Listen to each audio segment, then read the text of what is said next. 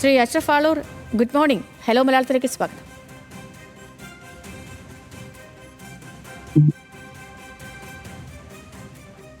ശ്രീ അഷ്റഫ് ആളൂർ,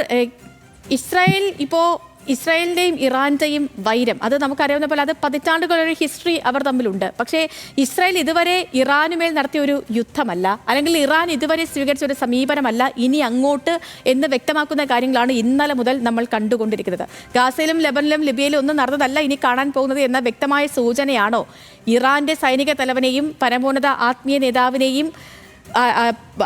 നേതാവിന്റെ ഉപദേഷ്ടാവിനെയും ഒക്കെ ഒറ്റ ദിവസം കൊണ്ട് ഇല്ലാതാക്കിയ ഇസ്രായേലിന്റെ നടപടി, ഒപ്പം ഇറാന്റെ പ്രത്യാക്രമണവും പശ്ചിമേഷ്യ വീണ്ടും ഒരു യുദ്ധമുഖത്തേക്ക് പോവുകയാണോ? അങ്ങയുടെ ആദ്യ ടേക്ക് എന്താണ്? തീർച്ചയായും പശ്ചിമേഷ്യയിൽ ഒരു പ്രസിഡൻസ് ഇല്ലാത്ത അതിസങ്കീർണമായ ഒരു യുദ്ധ സാഹചര്യത്തിലേക്ക് നീങ്ങുന്നുവെന്ന് തന്നെ വേണം കരുതാൻ. കാര്യം ഇസ്രായേൽ ഇറാൻ സംഘർഷം അതിന് പതിറ്റാണ്ടുകളുടെ പഴക്കമുണ്ട്.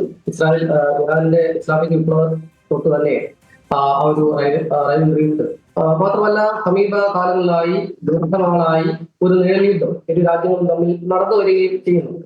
പക്ഷേ അതിൽ നിന്നെല്ലാം വ്യത്യസ്തമായി പ്രത്യക്ഷമായ ഒരു സൈനികാക്രമണം, ഇറാനിന് പൂർണ്ണമായും ഒരു മുഖം തന്നെ ഇസ്രായേൽ തുറന്നു വെച്ചിരിക്കുന്നു എന്ന് വേണം പറയാൻ. കാരണം ഇറാന്റെ ഏതാണ്ട് എല്ലാ മേഖലകളിലും, തന്ത്രപ്രധാനമായ മേഖലകളിലെല്ലാം തന്നെ അവരുടെ നദാൻസ് പ്ലാന്റിൽ, ഇസ്ഫഹാൻ പ്ലാന്റ്സിൽ, ഫോർഡോ പ്ലാന്റ്സ്, പ്രധാനപ്പെട്ട ആണവ പരീക്ഷാ കേന്ദ്രങ്ങളെല്ലാം തന്നെ ഇസ്രായേൽ ആക്രമിച്ചിരിക്കുന്നു. മാത്രമല്ല അവരുടെ ഏറ്റവും പ്രധാനപ്പെട്ട സൈനിക മേധാവികളെ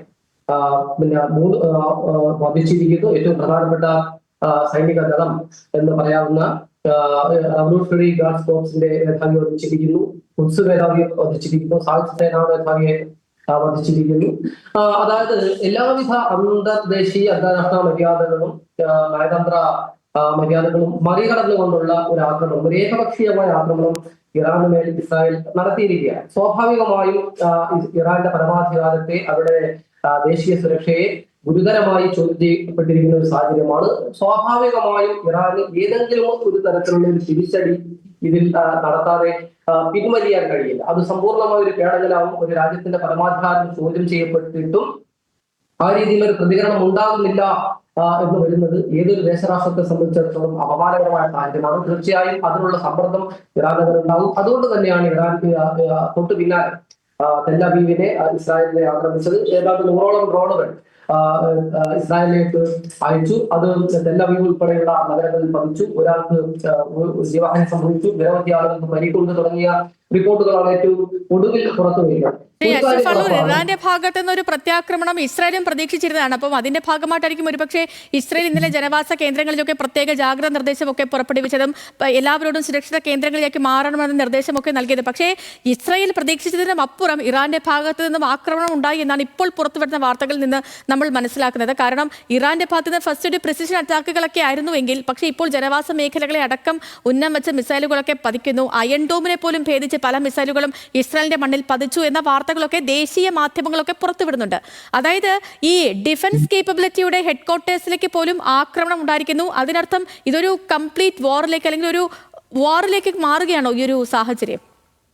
തീർച്ചയായും ഒരു യുദ്ധത്തിലേക്ക് തന്നെ നീങ്ങുന്നു എന്ന് പറയുന്നതിൽ ഒട്ടും അതിശയോക്തിയില്ല. അന്തർദേശീയ മാധ്യമങ്ങളുടെ റിപ്പോർട്ട് അനുസരിച്ച് ഒരു സമ്പൂർണ്ണ യുദ്ധത്തിലേക്ക് ഇസ്രായേൽ സംഘർഷം മാറുന്നു എന്നുള്ളതാണ്. അതൊരു പക്ഷേ ഇറാനും ഇസ്രായേലിനും ഇടയിൽ മാത്രമായി ഉള്ള യുദ്ധമായിരിക്കില്ല. പശ്ചിമേഷ്യയെ ആകമാനം അതിന് ഇതായിട്ടുണ്ട്. ആഗോളതലത്തിൽ സ്വാഭാവികമായും അതിന്റെ പ്രതിഫലനങ്ങൾ ഉണ്ടാവുകയും ചെയ്യും. കാര്യം ഇതിലൊരു പ്രധാനപ്പെട്ട പ്രശ്നം, ഇറാനെ സംബന്ധിച്ചിടത്തോളം കഴിഞ്ഞ ഏതാനും നാളുകളായി കൃത്യമായി അവരുടെ പരമാധികാരത്തെ, അവരുടെ ദേശീയ സുരക്ഷയെ, അവരുടെ അതിർത്തിയെ ഇസ്രായേൽ നിരന്തരം ഭേദിച്ചുകൊണ്ടിരിക്കുകയാണ്. ഒരുപക്ഷെ ഏറ്റവും അനുയോജ്യമായ ഒരു സാഹചര്യമാണ്, അതായത് തങ്ങളുടെ നിത്യശത്രുവായ ഇറാനെ, ആ മേഖലയിലെ ഇസ്രായേലിൽ ഇന്ന് നിലവിലുള്ള ഏറ്റവും വലിയ ഭീഷണി എന്ന് പറയുന്നത് ഇറാനാണ്.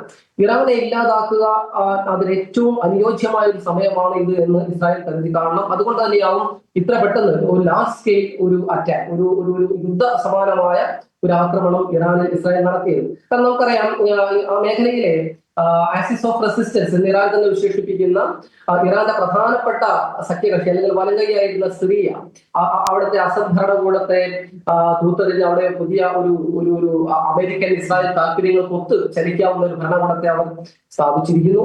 മാത്രമല്ല ഇറാന്റെ പ്രധാനപ്പെട്ട മേഖലയിലെ ശക്തി എന്ന് പറയുന്നത് അവരുടെ പ്രോക്സികളാണ്. ഇപ്പൊ യമനിലെ ഹൂത്തികളാവട്ടെ, ലെബനനിലെ ഹിസ്ബുല്ലയാവട്ടെ, ഫലസ്തീനിലെ ഹമാസ് ആവട്ടെ, ഇറാഖിലെ ഷിയ മിലിഷ്യ ഗ്രൂപ്പുകളാവട്ടെ, ഇവരൊക്കെ തന്നെ ഇറാന്റെ ഒരു എന്താ പറയുക സാറ്റലൈറ്റ് എന്താ പറയുക ശക്തികൾ എന്ന് പറയാവുന്ന, അല്ലെങ്കിൽ ഇറാന്റെ താല്പര്യത്തിനനുസരിച്ച് മേഖലയിൽ പ്രവർത്തിക്കുന്നവരും ഇറാൻ ഇസ്രായേൽ സംഘർഷത്തിൽ സ്വാഭാവികമായും ഇറാൻ ഒപ്പം ചേർന്ന് ഇസ്രായേലിനെതിരായ സൈനിക നടപടിക്കോ അല്ലെങ്കിൽ ആക്രമണത്തിനോ ഒരു മടിയും കാണിക്കാത്ത ഗ്രൂപ്പുകളാണ്. പക്ഷെ അവരെല്ലാം ഏറ്റവും ദുർബലമായ ഒരവസ്ഥയാണ് ഇപ്പോൾ ഉള്ളത്. സ്വാഭാവികമായും ഇസ്രായേൽ ഈ ഘട്ടം ഇറാനെ പൂർണ്ണമായും അതിന്റെ എല്ലാത്തരം ശേഷിയെയും സൈനിക ശേഷിയെയും സാമ്പത്തിക ശക്തിയെയും രാജ്യസുരക്ഷയെയും അപകടത്തിലാക്കുന്ന ഒരു ആക്രമണത്തിന് ഈ ഘട്ടത്തിൽ മുതിർന്നത് അതുകൊണ്ടാണ്. ഇറാനെ സംബന്ധിച്ചിടത്തോളം ഇത് നിലനിൽപ്പിന്റെ വിഷയമാണ്. ഇനി മുന്നോട്ട് ഒരു ചർച്ചയ്ക്ക് സ്കോപ്പില്ല. അതിനൊപ്പം ഇപ്പൊ ഇതൊരു കംപ്ലീറ്റ് വാർ സീനിലേക്കൊക്കെ മാറുകയാണെങ്കിൽ ഇറാൻ ഒറ്റയ്ക്കല്ല എന്നതാണ് ലോകത്തെ ഭയപ്പെടുത്തുന്ന മറ്റൊരു കാര്യം. ഇപ്പോൾ ഈ ഇസ്രയേൽ ഇങ്ങനെ ആക്രമണം ഘടിപ്പിച്ചാൽ ആദ്യം റഷ്യയും പിന്നെ ചൈനയും ഒക്കെ ഇറാനൊപ്പം ചേരാനുള്ള സാധ്യതയുണ്ട്. റഷ്യ ഇറാനൊപ്പം ചേർന്ന ആ നിമിഷം ഇസ്രയേലിന് വേണ്ടി അമേരിക്ക ഇറങ്ങും. കാരണം അമേരിക്ക ഇപ്പൊ തന്നെ ഈ നാവിക കപ്പലുകളൊക്കെ വിന്യസിച്ചു എന്ന വാർത്തകളൊക്കെ വരുന്നുണ്ട്. യൂറോപ്യൻ രാജ്യങ്ങളും തൊട്ട് പിന്നാലെ ഒരു നിലപാടിലേക്ക് എത്തും. അങ്ങനെയാണെങ്കിൽ ഒരു യുദ്ധമുണ്ടായാൽ ഇപ്പോ നിലവിൽ സാമ്പത്തികമായി മുരടിച്ചു നിൽക്കുന്ന നമ്മുടെ ലോകത്തെ അത് വലിയ രീതിയിൽ ബാധിക്കില്ലേ ശ്രീ അഷ്റഫ് വാളൂർ? അങ്ങനെ ഞാൻ കരുതുന്നില്ല. കാര്യം ഇറാനെ സംബന്ധിച്ചിടത്തോളം ഈ യുദ്ധം അവർ ഒറ്റയ്ക്ക് നയിക്കേണ്ട ഒരു യുദ്ധമായിരുന്നു. പശ്ചിമേഷ്യയിലാവട്ടെ ഗൾഫ് മേഖലയിലാവട്ടെ ഇറാന് കാര്യമായ സഖ്യക്ഷരമൊന്നുമില്ല. ഉണ്ടായിരുന്നത് സിറിയ, ബഷർ അൽ അസദിന്റെ സിറിയ ആയിരുന്നു. ബഷർ അൽ അസദ് രാജ്യം വിട്ട് തന്നെ ഓടിപ്പോയി. ആ ഭരണകൂടം തന്നെ അവിടെ അവസാനിച്ചു. ആ രീതിയിൽ ഇറാനെ അങ്ങനെ സപ്പോർട്ട് ചെയ്യാവുന്ന ഒരു ദേശരാഷ്ട്രം പശ്ചിമേഷ്യൻ മേഖലയിൽ നിന്നില്ല. ഗൾഫ് രാജ്യങ്ങൾ പൂർണ്ണമായും അമേരിക്കൻ താല്പര്യങ്ങൾക്ക് പിറകിൽ നിൽക്കുന്നവരാണ്. അവരുടെ വ്യാപാര വാണിജ്യ എന്താ പറയാ ദേശസുരക്ഷാ താല്പര്യങ്ങളൊക്കെ തന്നെ അമേരിക്കൻ താല്പര്യങ്ങളുമായി ബന്ധപ്പെട്ട് കിടക്കുന്നതാണ്. ഇറാഖ് ആവട്ടെ അതീവ ദുർബലമാണ്. മാത്രമല്ല ഇറാഖിന് പരമ്പരാഗതമായും പ്രത്യയശാസ്ത്രപരമായും ഇറാനോട് അങ്ങനെ ചേർന്ന് നിൽക്കാൻ കഴിയാവുന്ന ഒരു സാഹചര്യം നിലവില്ലതാണ്. ചുരുക്കത്തിൽ ഞാൻ പറഞ്ഞത് ഇസ്രായേലിനെതിരായ ഈ യുദ്ധം ഇറാൻ ഒറ്റയ്ക്ക് നയിക്കേണ്ട യുദ്ധം തന്നെയായിരിക്കും. ചൈനയും റഷ്യയും ഈ ആക്രമണത്തെ അപലപിച്ചിട്ടുണ്ട്. ഇറാന് ഒരുപക്ഷെ അവർ പിന്തുണ നൽകിയേക്കാം. പക്ഷെ ചൈനയുടെ പൊതുവെയുള്ള ഒരു സ്വഭാവം അന്തർദേശീയ സംഘർഷങ്ങളിൽ സൈനികമായി ഒരു സഹകരണത്തിനോ ഒരു പക്ഷം ചേരലിനോ പലപ്പോഴും ചൈന തയ്യാറാവില്ല എന്നുള്ളതാണ്. റഷ്യ ആവട്ടെ നമുക്കറിയാം ദീർഘനാളായി ഉക്രൈൻ വാറിൽ കുടുങ്ങി നിൽക്കുകയാണ്. മറ്റൊരു രാജ്യത്തെ സഹായിക്കാവുന്ന ഒരു സൈനിക സാമ്പത്തിക രാഷ്ട്രീയാവസ്ഥയല്ല റഷ്യയുള്ളത്. ചുരുക്കത്തിൽ ഇറാൻ ഈ യുദ്ധത്തിൽ ഒറ്റയ്ക്കായി. പക്ഷേ ഇറാൻ പരമാവധി പൊരുതുമെന്നുള്ള കാര്യത്തിൽ ഉറപ്പാണ്. നേരത്തെ സൂചിപ്പിച്ചതുപോലെ അതിന്റെ അന്തർദേശീയ പ്രതിഫലനം ഇമ്പാക്ട് എന്ന് പറയുന്നത് ഒരുപക്ഷെ അതിഭീകരമായിരിക്കും. ഗൾഫ് മേഖലയിൽ ആകമാനം ഈ സംഘർഷങ്ങൾ വ്യാപിക്കാനുള്ള സാധ്യതയുണ്ട്. ഇറാൻ സ്വാഭാവികമായി വിശ്വസിക്കുന്നത് അമേരിക്കയുടെ പിന്തുണയോടും അറിവോടും കൂടിയായിരിക്കും ഈ ആക്രമണമെന്നാണ്. അമേരിക്ക ഇത് നിഷേധിച്ചിട്ടുണ്ട് എന്നുള്ളത്. ഡൊണാൾഡ് ട്രംപ് ഉൾപ്പെടെ നിങ്ങൾക്ക് ഈ ആക്രമണത്തിൽ പങ്കില്ല എന്ന് പറയുമ്പോൾ പോലും പ്രത്യാക്രമണം ഉണ്ടായാൽ, ഇസ്രായേലിനെതിരെ ഒരു ആക്രമണം ഉണ്ടായാൽ അമേരിക്ക അതിൽ ഇടപെടുമെന്ന കാര്യം വ്യക്തമാണ്. മാത്രമല്ല ഇന്നിപ്പോ ഇറാന്റെ ഇസ്രായേലിലേക്കുള്ള മിസൈൽ ആക്രമണത്തെ US ആ സൈനിക ശക്തി ഉപയോഗിച്ച് തടയാനുള്ള ശ്രമങ്ങൾ നടക്കുന്നതായൊക്കെ തന്നെ റിപ്പോർട്ടുകൾ വരുന്നുണ്ട്. ആ രീതിയിൽ അമേരിക്ക കൂടി ഈ യുദ്ധത്തിലേക്ക് വരാനുള്ള സാധ്യത കൂടുതലാണ്. പക്ഷെ മറുപക്ഷത്ത് റഷ്യയും ചൈനയും ആ രീതിയിലുള്ള ഒരു സൈനിക സഹായവും ഇറാന് നൽകാൻ സാധ്യതയില്ല. അങ്ങനെ ഇല്ലെങ്കിൽ പോലും അന്തർദേശീയ തലത്തിൽ അത് വലിയ ഇമ്പാക്ട് ഉണ്ട്. ഇപ്പോൾ തന്നെ നിങ്ങൾ നോക്കുമ്പോൾ ഈ ഒരു അന്തർദേശീയ സമൂഹം എന്ന് പറയുന്ന ഒരു ഇന്റർനാഷണൽ ഓർഡർ ഉണ്ട്, ഒരു അന്തർദേശീയ ഒരു വ്യവസ്ഥയുണ്ട്, അന്തർദേശീയ കരാറുകളുണ്ട്, ഇന്റർനാഷണൽ ലോ ഉണ്ട്. ഇതിന്റെ എല്ലാം തന്നെ അന്തർദേശീയ ഏജൻസികളുണ്ട്, യുണൈറ്റഡ് നേഷൻസ് ഉൾപ്പെടെ. ഇവയെല്ലാം നോക്കുകുത്തികളാക്കി ഒരു മൈറ്റി ഇസ്രായേൽ അല്ലെങ്കിൽ എന്താണ് കയ്യൊപ്പുള്ളവൻ കാര്യക്കാരൻ എന്നുള്ള ഒരു ഒട്ടും അഭിലഷണീയമല്ലാത്ത ഒരു രാഷ്ട്രീയ സൈനിക നിലപാടാണ് ഇസ്രായേൽ ആ മേഖലയിൽ സ്വീകരിച്ചുകൊണ്ടിരിക്കുന്നത്. തീർച്ചയായും ശ്രീ അഷ്റഫ് വാളൂർ, അതിനിടയ്ക്കാണ് ഈ അമേരിക്കയുടെ നിലപാട് കൂടി വരുന്നത്. കാരണം ഈ അമേരിക്ക പറയുന്നത് തങ്ങൾക്ക് ഇതിലൊന്നും പങ്കില്ല, രാജ്യങ്ങൾ സംയമനം പാലിക്കണമെന്ന് ഡൊണാൾഡ് ട്രംപ് പറയുന്നു. അതേ ഡൊണാൾഡ് ട്രംപ് തന്നെ പറയുന്നുണ്ട് ഇറാൻ ആണവ നിർവ്യാപന കരാറിൽ ഒപ്പിട്ടില്ലെങ്കിൽ ഇതിലും രൂക്ഷമായ ആക്രമണം നേരിടേണ്ടി വരുമെന്ന്. അതിൽ ഒരു കാര്യം ഉറപ്പാണ്, ഇസ്രായേൽ പശ്ചിമേഷ്യയിൽ അവർ ഏത് സൈനിക നടപടിയും മുന്നോട്ട് പോകണമെങ്കിൽ അമേരിക്കയുടെ അറിവോ സമ്മർദ്ദമോ ഇല്ലാതെ സാധിക്കില്ല. ഇസ്രായേൽ തന്നെ പറയപ്പെടുന്നത് ഒരുപക്ഷെ അമേരിക്കയുടെ 51ാമത്തെ സ്റ്റേറ്റ് എന്നാണ്. 50 യുണൈറ്റഡ് സ്റ്റേറ്റ്സ് കഴിഞ്ഞാൽ 51ാമത്തെ സ്റ്റേറ്റ് എന്നുള്ള രീതിയിലാണ് ഇസ്രായേലിനെ തന്നെ വിശേഷിപ്പിക്കുന്നത്. ഇസ്രായേലിന്റെ സൈനിക സാമ്പത്തിക നടപടികളെല്ലാം തന്നെ അമേരിക്കയുമായി നേരിട്ട് ബന്ധപ്പെട്ടിരിക്കുന്നതാണ്. അമേരിക്കയ്ക്ക് വലിയ താല്പര്യങ്ങൾ പശ്ചിമേഷ്യയിൽ ഉണ്ട്, സ്വാഭാവികമാണ്. അപ്പോ തീർച്ചയായും ഇറാനുമായുള്ള ഒരു സംഘർഷത്തിൽ, സവിശേഷമായി ഇറാനുമായുള്ള സംഘർഷത്തിൽ ഒരു യുദ്ധമുഖം ഇസ്രായേൽ തുറക്കണമെങ്കിൽ അത് അമേരിക്കയുടെ അറിവോ സമ്മതമോ ഉണ്ടാകുന്ന കാര്യം ഉറപ്പാണ്. അത് ഒറ്റ സംശയം മാത്രമേ നിലനിൽക്കുന്നുള്ളൂ.